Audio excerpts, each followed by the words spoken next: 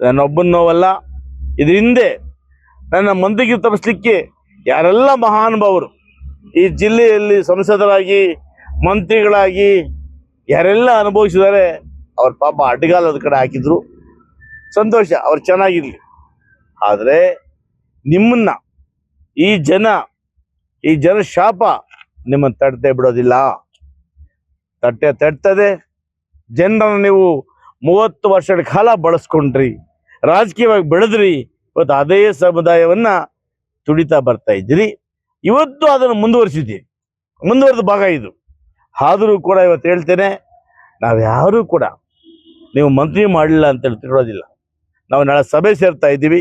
ಈ 2 ಜಿಲ್ಲೆಯ ಶಾಸಕರು ಸುಬ್ಬಾರೆಡ್ಡಿ, ನಾನು, ಸುಧಾಕರ್ ಅವರು, ಕೊತ್ತೂರು ಮಂಜುನಾಥ್ ಅವರು, MLC ನಮ್ಮ ಅನಿಲ್ ಕುಮಾರ್ ಅವರು, ನಜೀರ್ ಅಹಮದ್ ಅವರು, ಮಂಜೇಗೌಡರು, ನಾವೆಲ್ಲ ಸಭೆ ಸೇರ್ತಾ ಇದ್ದೀವಿ. ನಾಳೆ ತೀರ್ಮಾನ ತಗೊಳ್ತೀವಿ. ನಮ್ಮ ಜಿಲ್ಲೆಯನ್ನ ಯಾಕೆ ನೀವು ಡಿಸ್ಟ್ರಿಬ್ಯೂಟ್ ಮಾಡ್ತೀರಿ, ಯಾಕೆ ಕಡೆಗಣಿಸ್ತೀರಿ? ನೀವು ಚುನಾವಣೆಗೆ ಬಂದಾಗ ಕುರುಡುಮಲೆ ಜ್ಞಾಪಕ ಬರ್ತದೆ, ದೇವಮಲೆ ಜ್ಞಾಪಕ ಬರ್ತದೆ. ಇಲ್ಲಿ ಬರ್ತೀರಿ, ಪೂಜೆ ಮಾಡ್ತೀರಿ, ಅಧಿಕಾರಕ್ಕೆ ಬಂದ ಮೇಲೆ ಕೋಲಾರನ ನೀವು ದೂರ ಇಡ್ತೀರಿ. ಇದು ಎಷ್ಟು ಮಟ್ಟಕ್ಕೆ ಸರಿ ನಿಮಗೆ? ನಾವೇನು ದ್ರೋಹ ಮಾಡಿದ್ದೀವಿ? ನಮ್ಮ ಜನ ಏನು ದ್ರೋಹ ಮಾಡಿದ್ರು? ಇವತ್ತು ನಾವು ಹಿಂದೆ ಬಂದಂಥ ಎಲ್ಲ ಯೋಜನೆಗಳು, KC ವ್ಯಾಲಿ, ಎತ್ತಿನ ಹೊಳೆ, ಇವೆಲ್ಲವೂ ಕೂಡ ಇವತ್ತು ಹಾಳಾಗಿ ಹೋಗಿದ್ದಾವೆ.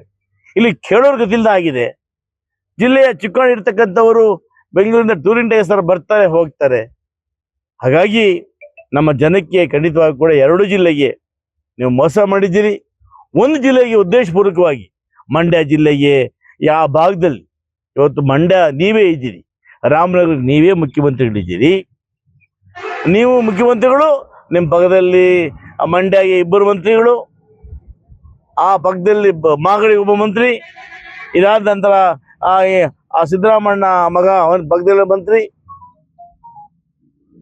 ಚಾಮರಾಜನಗರ ಮಂತ್ರಿ.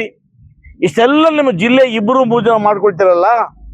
ಕಾಂಗ್ರೆಸ್ ಪಕ್ಷಕ್ಕೆ ಮತ ಕೊಡ್ತಕ್ಕಂಥ ಕೋಲಾರ ಜಿಲ್ಲೆ, ವಿಶೇಷವಾಗಿ ಕಳೆದ 50 ವರ್ಷಗಳಿಂದ ಕೋಲಾರ ಜಿಲ್ಲೆಯಲ್ಲಿ ಹೆಚ್ಚಿಗೆ ಕಾಂಗ್ರೆಸ್ ಮತ ಆಗತಕ್ಕಂಥ ಸಮುದಾಯಗಳು ಜನ ಇರ್ತಕ್ಕಂಥ ಭಾಗಕ್ಕೆ ಸೂಕ್ತ ನಿರ್ಧಾರ ತಗೊಳ್ತೇವೆ. ಸಾಧ್ಯವಾಗಿ ಒಮ್ಮತ ಮೂಡಿದ್ರೆ ನಾವೆಲ್ಲ ಕೂಡ ರಾಜೀನಾಮೆ ಕೂಡ ಸಿದ್ಧ ಇದ್ದೀವಿ ಅನ್ನೋ ಮಾತನ್ನ ಇವತ್ತು ನಾವು ಹೈಕಮಾಂಡ್ಗೆ ಸ್ಪಷ್ಟವಾಗಿ ಹೇಳಲಿಕ್ಕೆ ಬಯಸ್ತೀವಿ.